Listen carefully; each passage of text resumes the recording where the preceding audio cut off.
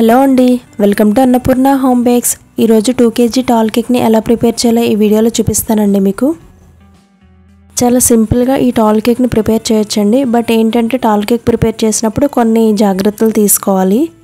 నేను కూడా ఈ కేక్ ఐసింగ్ చేస్తున్నప్పుడు ఒక మిస్టేక్ చేశానండి. అదేంటో వీడియోలో మీకు చెప్తాను. వీడియో స్కిప్ చేయకుండా చూడండి. 2 kg టాల్ కేక్ని ప్రిపేర్ చేయడం కోసం నేను 2 7" టిన్లో కేక్స్ని బేక్ చేసుకున్నానండి.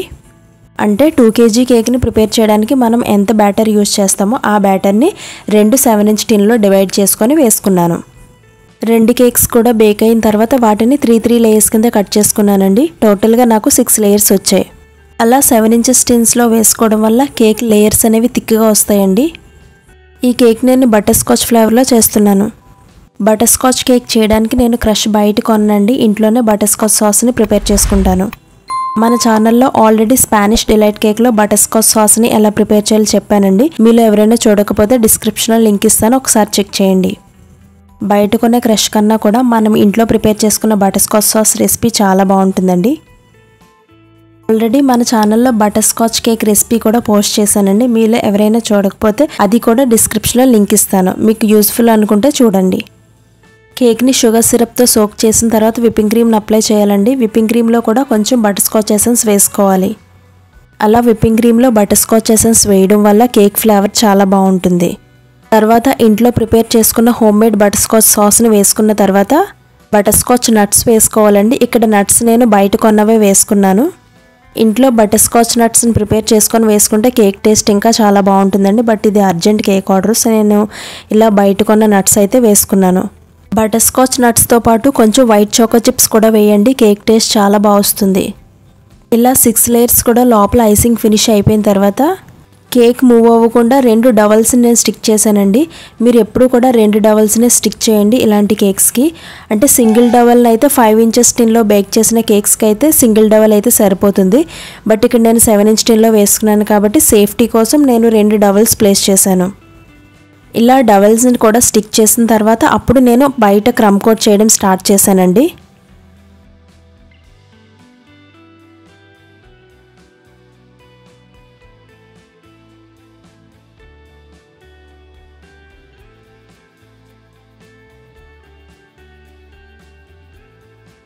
కేక్ని క్రమ్ కోట్ చేసి మినిమం 2 hours అన్న ఫ్రిడ్జ్లో పెట్టాలండి.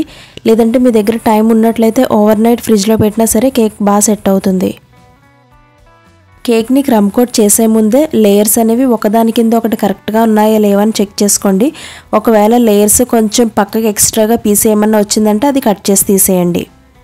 అలా అనీవెన్గా ఉన్న కేక్ క్రమ్స్ని కట్ చేసి తీసేయడం వల్ల ఫైనల్ ఐసింగ్ చేసినప్పుడు కేక్ ఫినిషింగ్ చాలా నీట్గా వస్తుందండి. కేక్ని ఓవర్ నైట్ ఫ్రిడ్జ్లో పెట్టి మార్నింగ్ ఐసింగ్ చేస్తున్నానండి. ఇక్కడ నేను ఒక మిస్టేక్ చేశానండి. అదేంటంటే డవల్స్ని నేను ఈక్వల్ సైజులో, అంటే కేక్ ఎంత హైట్ ఉంటుందో ఆ హైట్కి లెవెల్గా నేను డవల్స్ని కట్ చేసి స్టిక్ చేసుకున్నాను. ఇప్పుడు కేక్ని ఫైనల్గా ఐసింగ్ చేసేటప్పుడు చూస్తే ఏమైందంటే కేక్ కొంచెం కిందికి సింక్ అయ్యి డవల్స్ అనేవి బయటికి కనిపిస్తున్నాయండి.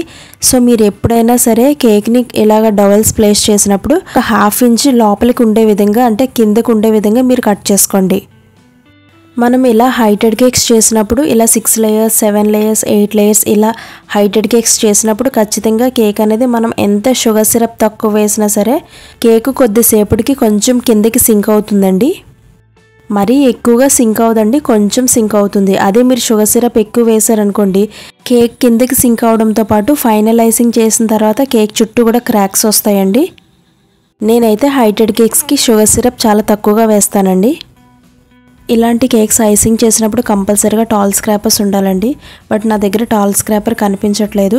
ఇంకా చాలా స్క్రాపర్స్ ఉన్నాయి, బట్ అవి ఏంటంటే జిగ్ జగ్ ప్యాటర్న్లో ఉన్నాయి. సో కంపల్సరీగా హైటెడ్ కేక్స్ చేసినప్పుడు టాల్ స్క్రాపర్ ఉండాలి. కేక్ కిందనే హాఫ్ పార్ట్ వచ్చేంత వరకు నేవీ బ్లూ కలర్ని అప్లై చేయాలండి. ఇక్కడ నేను 2 drops violet colour and 1 drop blue colour, ఆ విధంగా నేను నేవీ బ్లూ కలర్ వచ్చేంత వరకు కూడా మిక్స్ చేసుకున్నాను. సమ్ టైమ్స్ మనం ఆ 2 కలర్స్ ఎంత మిక్స్ చేసుకున్నా సరే ఇలా నేవీ బ్లూ కలర్లో రావండి. అప్పుడు జస్ట్ 1 drop బ్లాక్ కలర్ వేసుకోవాలి. అంటే ఈ బ్లాక్ కలర్ అనేది లాస్ట్ ఫైనల్లో వేసుకోండి. ఒక 1 drop వేసుకుంటే సరిపోతుంది. 2 drops violet colour and 1 drop blue colour అండి. నేను ఆ విధంగా మిక్స్ చేసుకున్నాను కలర్ని. ఈ నేవీ బ్లూ కలర్ని కేక్ పైన స్పాచులాతో అప్లై చేసినప్పుడు స్పాచులాని గట్టిగా నొక్కి పెట్టుకోకూడదండి. ఫ్రీగా రొటేట్ అయ్యే విధంగా మనం అప్లై చేసుకోవాలి. స్పాచులాని గట్టిగా ప్రెస్ చేస్తూ ఐసింగ్ చేస్తే వైట్ కలర్ అండ్ ఈ నేవీ బ్లూ కలర్ రెండు కూడా కలిసిపోయే ఛాన్స్ ఉంటుంది.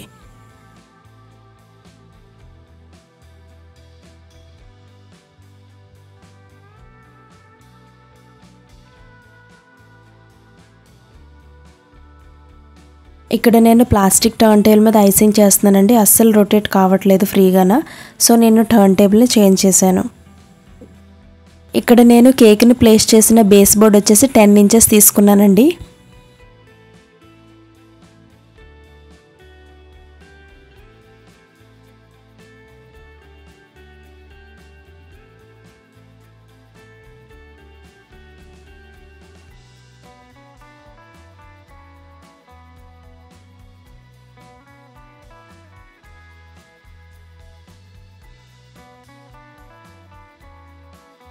కేక్ ఐసింగ్ మొత్తం కంప్లీట్ అయిన తర్వాత ఫ్రిడ్జ్లో మినిమం 1 అవర్ అయినా సరే కూల్ అవ్వనివ్వాలండి కేక్ని. అప్పుడు ఫైనల్గా డెకరేట్ చేసుకోవాలి. కస్టమర్స్ నాకు ఒక రిఫరెన్స్ పిక్ ఇచ్చారండి. దాని ప్రకారం నేను కేక్ని డెకరేట్ చేస్తున్నాను.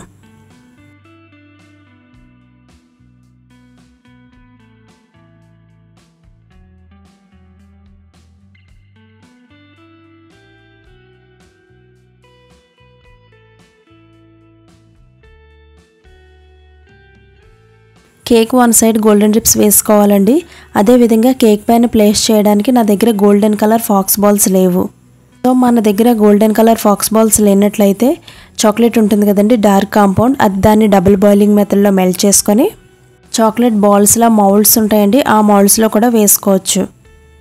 అలా మౌల్డ్స్లో వేసుకున్న తర్వాత అది కొంచెం కూల్ అయిన తర్వాత మౌల్డ్ నుంచి రిమూవ్ చేయాలండి. రిమూవ్ చేసి దానికి గోల్డెన్ డస్ట్ అప్లై చేసుకోవాలి.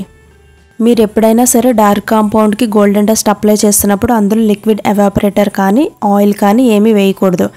డైరెక్ట్గా గోల్డెన్ డస్ట్ని అప్లై చేసుకోవాలి.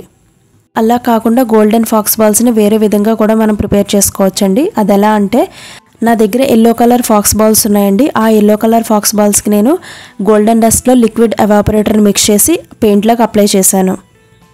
మనం బయట కొన్న గోల్డెన్ బాల్స్తో పోలిస్తే ఇవి చాలా మంచి లుక్ వచ్చాయండి. అంటే ఎల్లో కలర్ బాల్స్కే నేను ఎందుకు గోల్డెన్ కలర్ని అప్లై చేశానంటే ఎల్లో కలర్ అనేది కొంచెం గోల్డెన్ కలర్కి నియర్గా ఉంటుంది. సో నేను ఎల్లో కలర్ ఫాక్స్ బాల్స్కి గోల్డెన్ డస్ట్ని అప్లై చేసుకున్నాను. ఈ విధంగా కూడా మనం ఫాక్స్ బాల్స్ని రెడీ చేసుకోవచ్చు. నేను కేక్ పైన ప్లేస్ చేసిన ఫెర్రో రోజా చాక్లెట్ కూడా ఇంట్లో ప్రిపేర్ చేసిందేనండి. మన ఛానల్లో ఆల్రెడీ హోమ్ మేడ్ ఫెర్రో రోజా చాక్లెట్స్ని ఎలా ప్రిపేర్ చేయాలో రెసిపీ పోస్ట్ చేశానండి. అది కూడా డిస్క్రిప్షన్లో లింక్ ఇస్తాను. గోల్డెన్ ఫ్లేక్స్ని చిన్న చిన్న పీసెస్ కింద కట్ చేసి కేక్ మిడిల్లో ర్యాండమ్గా ప్లేస్ చేసుకోవాలి. కేక్ పైన మెకరాన్స్తో డెకరేట్ చేసుకోవాలండి. నా దగ్గర మెకరాన్స్ లేవు. సో నేను ఫాండెంట్ ఉంటుంది కదండి, వైట్ ఫాండెంట్ని దాన్ని రౌండ్ కుకీ కట్టర్తో కట్ చేసి కేక్ పైన ప్లేస్ చేసుకున్నాను. కేక్ పైన నేమ్ రాయడం కోసం డార్క్ కాంపౌండ్ని డబుల్ బాయిలింగ్ మెథడ్లో మెల్ట్ చేసుకొని ఆల్ఫాబెట్ లెటర్స్ని ప్రిపేర్ చేసుకున్నాను.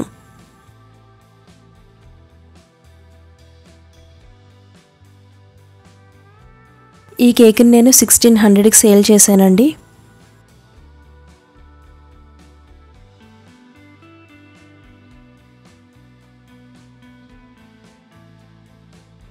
కేక్ పైన మిక్స్డ్ గోల్డెన్ కలర్ స్ప్రింకిల్స్ని డెకరేట్ చేసుకోవాలి.